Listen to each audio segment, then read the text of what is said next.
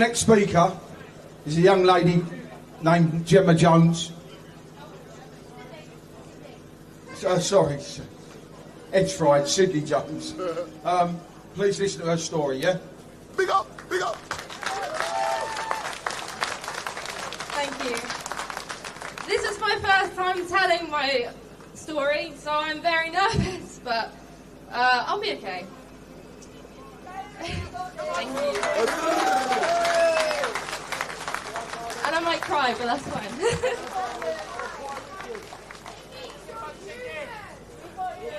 Thank you.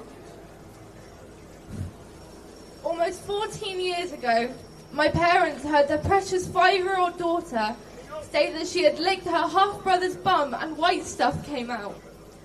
On a quiet Sunday morning of June 9th in 2011, my brother, who was 12 at the time, had licked my private parts and made me lick his. After I had told my parents about this, 4 days later on the Thursday, they reported this to the police, not knowing what else to do. Wasn't that a mistake?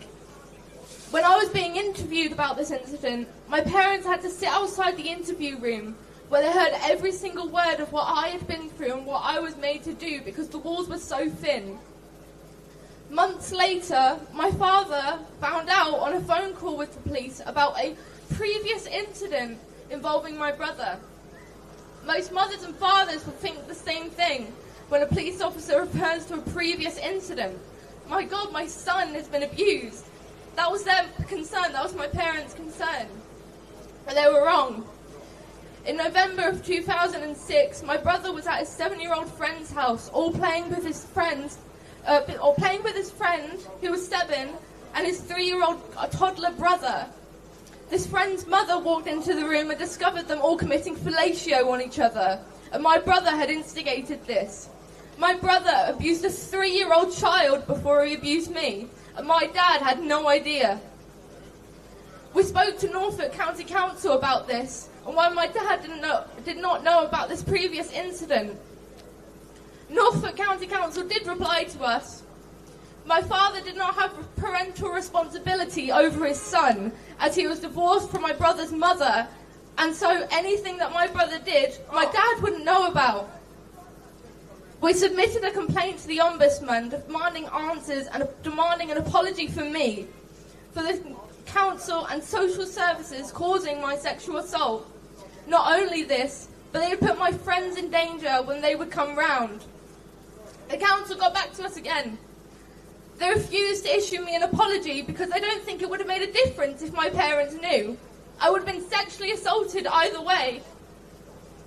I have not received justice for what happened to me, and I will never get the justice that I deserve and what those other children deserve. Thank you.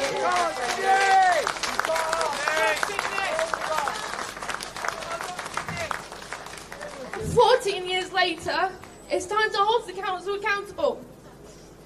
I speak directly to Paul Coroner and Chris Heisman, the two people who refused to apologise to me. You are both an embarrassment. I have it in writing, black and white, that you don't think a 5-year-old girl deserves an apology because of your failures. Yes. You are both responsible, not only for a little girl being sexually assaulted by a big brother, but a young girl losing the person she held closest. I haven't seen my brother since it happened. Growing up, I would hold his photograph and I would cry. I would ask my parents where he went. I even asked them whether he had died. I don't know how many single fathers are listening, but every single parent should know if their children are at risk. We always tell our children to be safe in the big wide world. Don't take candy from strangers. Don't go somewhere alone with a stranger, and always keep your wits about you.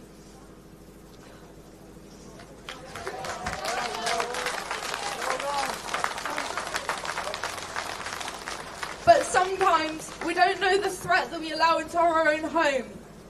The threat could be staring you right in the face, telling you, "I love you, Daddy," but meanwhile sexually abusing your little daughter right under your nose.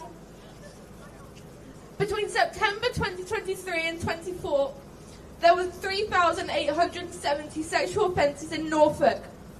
1,120 victims were between the ages of 11 and 17, and 400 were 10 or under.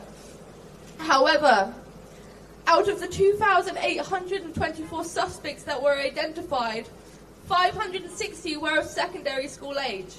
131 were of primary school age. 131 primary school children raped or sexually assaulted someone in 1 year.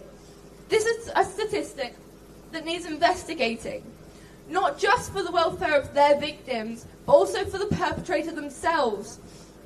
Children taking an interest in sex at a very young age, committing vile acts against others, is often a sign of serious abuse or negligence inside the home, and we shouldn't look away from these facts.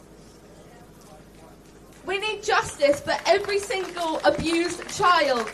We need to stop offering a slap on the wrist for those caught with child abuse content, trying to meet up with children for sex and abuse as a whole. Thank you.